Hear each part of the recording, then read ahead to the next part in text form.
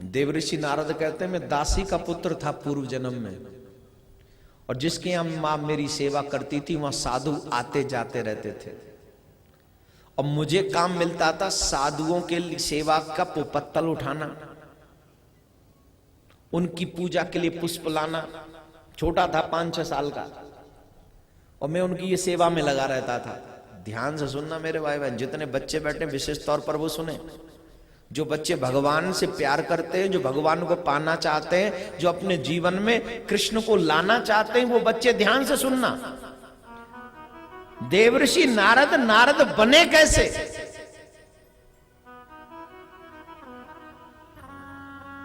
वो बालक पुष्प लाता, वो बालक सेवा करता, साधुओं की पत्तल उठाता, और जब साधु सोते तो साधुओं के चरण दबाता, और जब साधु सोते तो सोने से पहले संत महात्मा हरि चर्चा करते थे। क्या करते थे? हरि चर्चा करते थे। और जब हरि चर्चा करते थे तो वो भगवान की कथा सुन सुन के वो लोग, वो बालक भगवान की कथा सुन सुन के उसे भगवान से प्यार होने लगा। प्यार 2 ही तरीके से होता है। जो वैलेंटाइन डे है तो बता देता हूं,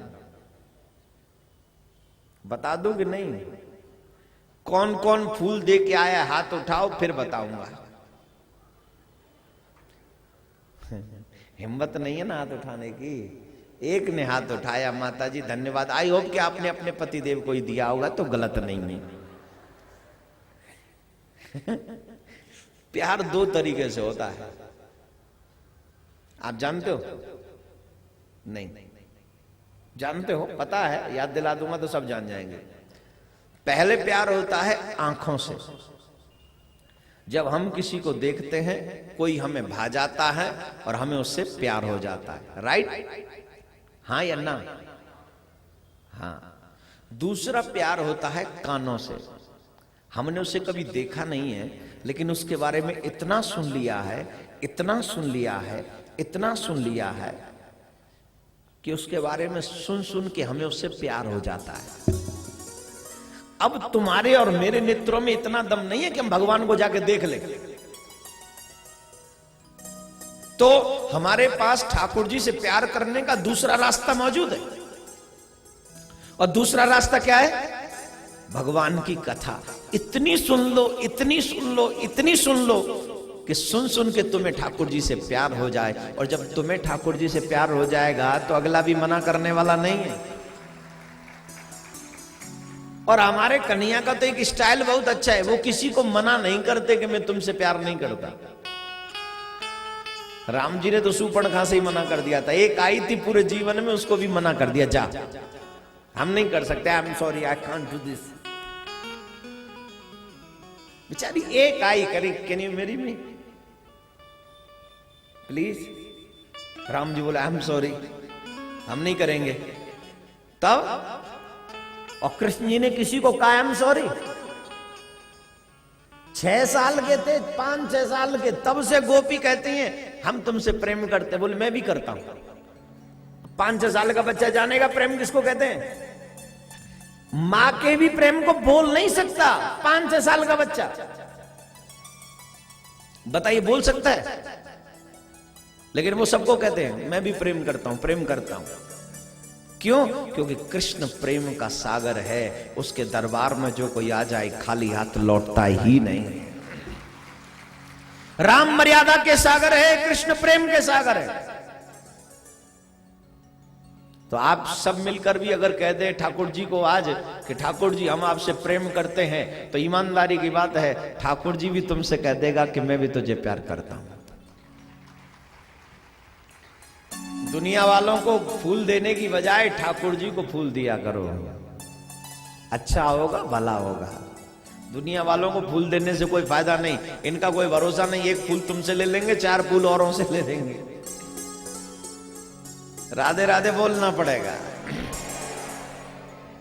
इनका फूल टिकाऊ नहीं है, मेरे ठाकुर जी का दिल टिकाऊ है। अगर इनके पास चले जाओ चकाचक बेड़ा पार है मेरे भाई बहन। तो वो बालक कहते हैं महाराज, वो साधु संत जो ठाकुर जी की कथा सुनाते थे, उस कथा को सुन सुन के हमें भगवान से प्यार हो गया।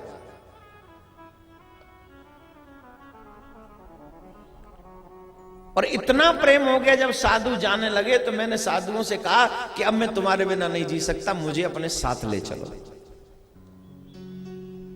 साधुओं ने कहा चलो, लेकिन मां ने कहा मेरा एक यही सहारा है, अगर ये चला गया तो मैं कैसे जीऊंगी। कितने बरस का बालक, 6.5-7 साल का बच्चा, वो दासी का बेटा। साधुओं ने कहा जब तक तेरी मां जिंदा है तब तक सेवा कर, और जब मां न रहे तो हमारे पास आ जाइयो, हम तेरा कल्याण कर देंगे। चले गए साधु।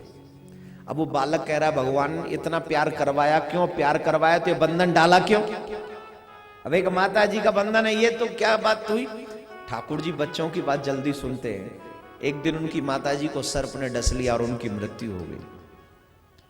अब उस बच्चे ने मन से अपने माँ का अंतिम संस्कार इत्यादि सारे क्रम करके सीधे भगवान के भजन करने के लिए, तपस्या करने के लिए निकल गया, तप करने के लिए निकल गया।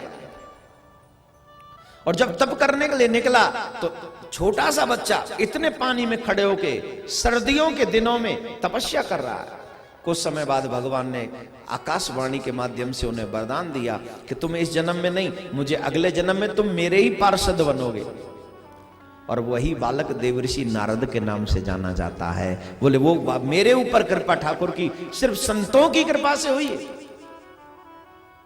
अगर साधु संत मुझे भगवान की कथा न सुनाते तो आज मैं ठाकुर के चरणों तक नहीं पहुंच पाता। हे मेरे भाई बहन, जो जीव भगवान की कथा सुनता है निश्चित तौर पर उसे राइट प्लेस मिलता है और वो ठाकुर का हो जाता है। इसलिए जीवन में देखो, हमारे साधु एक बात कहते हैं, 100 काम छोड़कर भोजन करना चाहिए, 1,00,000 काम छोड़कर भजन करना चाहिए, और दुनिया का हर काम छोड़कर भगवान की कथा सुननी चाहिए। हर काम छोड़ो। क्यों? काम छूटेगा तभी तो श्याम मिलेगा। काम है तब तक श्याम नहीं, और जब श्याम है तो फिर अभी आप कहेंगे काम के बिना दुनिया कैसे चले। बोले चिंता मत कर, जिसके पीछे तू यहां आया है वो तेरा काम वहां पर संभाल लेता है। चिंता करने की कोई वजह नहीं तेरे पास। तो देवर्षि नारद कहते हैं व्यास जी से, अब भागवत लिखिए, भगवान के बाल चरित्रों को लिखिए, जिससे आपके मन को शांति मिल जाए।